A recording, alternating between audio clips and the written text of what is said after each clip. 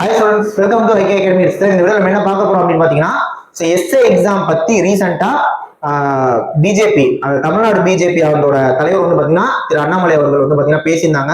அவங்க எல்லாருக்குமே தெரியும்.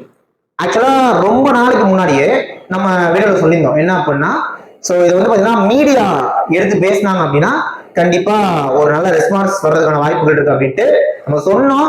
எல்லாருமே சொன்னாங்க. சரிங்களா? நம்ம அந்த நியூஸ் 18 சேனல்ல வந்து பேசியிருந்தாங்க. ஸோ 1.5 வருஷமா நடக்காத எஸ்ஏ எக்ஸாம் அப்படின்ற பத்தி அதை பத்தி பேசியிருந்தாங்க. அப்புறமா நம்மளும் சொல்லியிருந்தோம். எல்லாருமே சொன்னது பொலிட்டிக்கல் லீடர்ஸ், சரிங்களா, பொலிட்டிக்கல் பார்ட்டிஸோட லீடர்ஸ் அவங்களாம் இதை பேச ஆரம்பிச்சாங்கன்னா அது இன்னும் ரீச் ஆகும். ஸோ இப்ப நம்மளோட ரூலிங் பார்ட்டி அந்த கவர்மெண்ட்டும் பார்ப்பாங்க. ஏன்னா இப்ப நம்மளாம் பேசுறது வந்து அவங்க பார்ப்பாங்களான்னா பார்க்க மாட்டாங்க.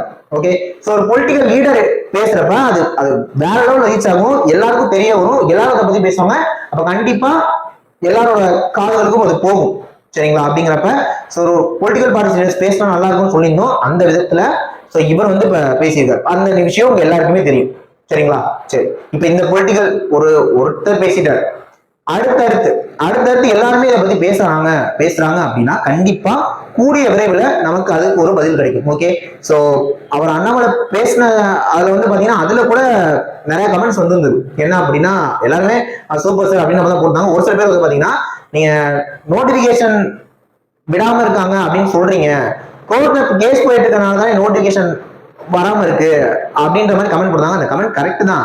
கேஸ் போயிட்டு இருக்கனால தான் நோட்டிபிகேஷன் வராம இருக்கு. ஆனா உங்களுக்கு எல்லாருமே தெரியும், அந்த ஜனவரி 1st வீக்ல நடக்கிற ஒரு ஹியரிங்க்கு ஜட்ஜ் லீவு, அதனாலதான் ஹியரிங் தள்ளி போச்சு. கரெக்டா?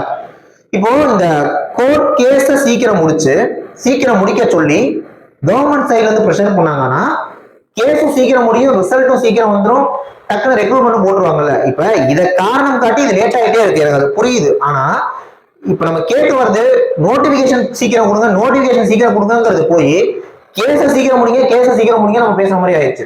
இப்ப கேஸ சீக்கிரம் முடிச்சா நோட்டிபிகேஷன் சீக்கிரம் வந்துடும்ல, எப்படி அப்ப அப்படிங்கிறப்ப இப்ப என்னன்னா பொங்கல் லீவ் இந்த டைம்ல அப்ப கண்டிப்பா ஹியரிங் எதுவும் இல்லை.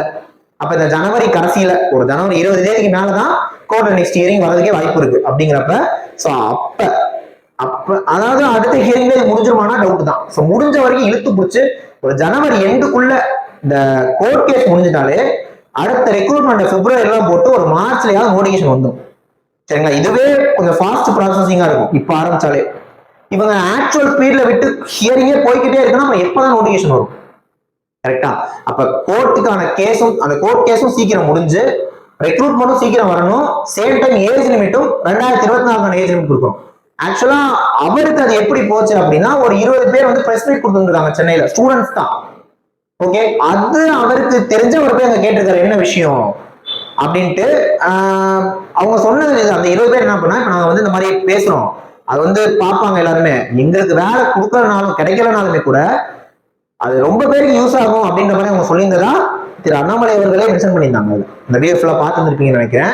அப்படிங்கிறப்ப இதனாலதான் நம்ம சொல்றது இந்த மாதிரி ஒரு 10 பேர் 5 பேர் 20 பேர் சேர்ந்து விஷயம் பண்ணுங்க, பண்ணா அது வேற மாதிரி இதாகும் அப்படின்லாம் சொல்றது. அதனாலதான் அப்புறம் ஒரு வீடியோ போடுறோம், ஒரு ட்விட்டர் கேம்பெயினே பண்றோம் அப்படின்னா கண்டிப்பா பார்த்தாங்க அப்படின்னா அடுத்தடுத்து அதுக்கு உடனேயே ஏதாவது ஒரு தீர்வு வருது நிறைய வாய்ப்புகள் இருக்கு. சரிங்களா?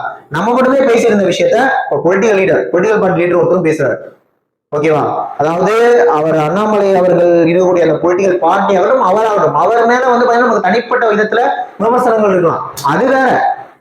ஓகேவா? அது வேற, இது வேற.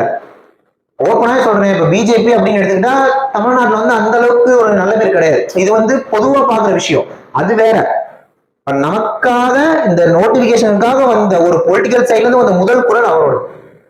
ஓகே, அதனால இந்த விஷயத்துல எஸ் அது வந்து ஒரு நல்ல விஷயமா போகுது. திரும்ப ஒரு சில பேர் கேட்பீங்க, அவர் ஒரு பொலிட்டிக்கலா ஒரு மூவ் பண்ணணும், ஒரு பிரபலமாகணும், ஒரு நல்ல பேர் வேணுங்கிறதுக்காக தான் அதை பண்றாங்கன்னா அதை தான் பண்ணுங்கன்னு சொல்றோம். புரியுமா நான் சொல்றது?